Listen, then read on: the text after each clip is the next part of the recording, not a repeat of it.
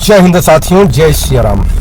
मित्रों, बिहार में एक विशेष घटना घटी है जिसमें श्री रामचरितमानस के उस व्याख्यान पर, उन पंक्तियों पर प्रश्न चिन्ह उठाया गया है जिसमें लिखा गया है कि पूज्य विप्रशील गुणहीना शूद्र न गुणगण ज्ञान प्रवीणा। हालांकि जिस मंत्री ने इस पर प्रश्न उठाया है उस मंत्री को यह भी ज्ञान नहीं है कि ये उत्तर कांड का नहीं है, यह तो अरण्य कांड में है और उत्तर कांड का कह करके उसने इसको संबोधित किया है। दूसरी बात यह है कि उसको यह भी ज्ञान नहीं है कि ये कौन सी परिस्थिति में कहा गया था।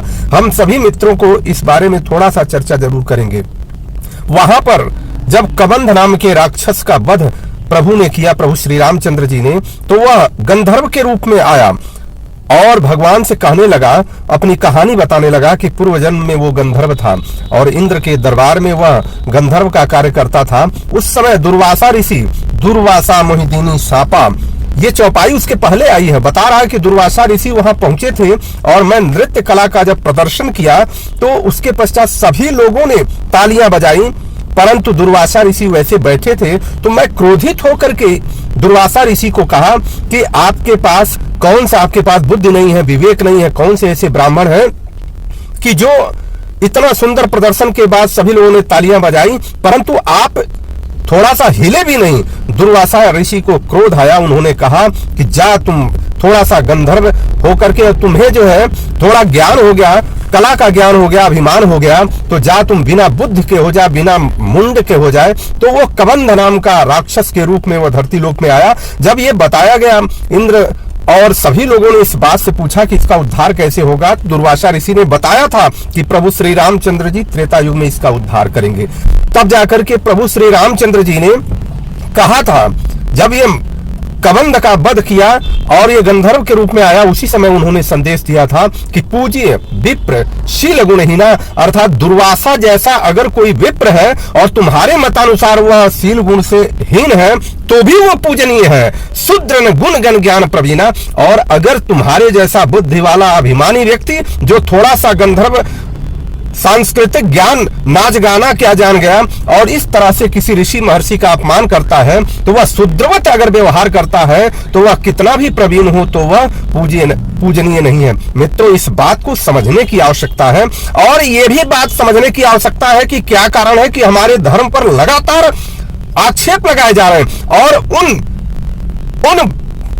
कुबुद्धि वाले व्यक्तियों के द्वारा लगाए जा रहे हैं। कौन सा ऐसा कारण है कि जिनको समझ थोड़ा सा भी नहीं। अरे तुम राजनीति करते हो तो राजनीति करो, परंतु हर जगह पर तुम इस तरह से भाव नहीं पैदा कर सकते या हर चीज में तुम अपना ज्ञान नहीं बांट सकते। तुम्हारे पास इतना ज्ञान है, पूरा पढ़ो श्री रामचरितमानस, वाल्मीकि रामायण पढ़ो, तब जाकर के तुम्हें ज्ञान होगा। मैक्स मूलर के वो सिद्धांतों को पढ़ो जो मैक्स मूलर ने अपने सिद्धांत के हिसाब से भारतीय संस्कृति को विक्षेपित करने का कार्य किया है, परंतु इस तरह से हिंदू धर्म को तोड़ने का कार्य तुम नहीं कर सकते। और जो लोग उस मंत्री के पक्ष में आकर के बिहार में प्रदर्शन कर रहे हैं और नाहक ही ब्राह्मण या किसी भी सनातन धर्मियों या सनातनियों के विरुद्ध अभियान चला रहे हैं, वो मूर्ख हैं। उनको पता ही नहीं है कि हम क्या रहे हैं। हम सबसे अनुरोध करते हैं कि सनातन को जोड़ने का काम करिए, तोड़ने का काम न करिए। जोड़ने का काम करिए। जो समझ में नहीं आता इसका अर्थ यही है कि वो गलत नहीं है, इसका अर्थ ये है कि वो हम जान नहीं पा रहे, हम समझ नहीं पा रहे, हमारे समझ से वो बाहर है। कोई ऐसी बात नहीं है कि जो चीज हमको समझ में नहीं आता है तो वो चीज गलत है। तो इस प्रकार से हमें जागरूक होना पड़ेगा और पूरी दुनिया में सनातन का डंका कैसे बजेगा जब सनातन के अंदर वो लोग जिनके कंधे पर ये वीणा है, जिनके कंधे पर ये भार है कि सनातन को ऊपर उठाना है, वही लोग सनातन के विरोध में बात करना शुरू कर देंगे।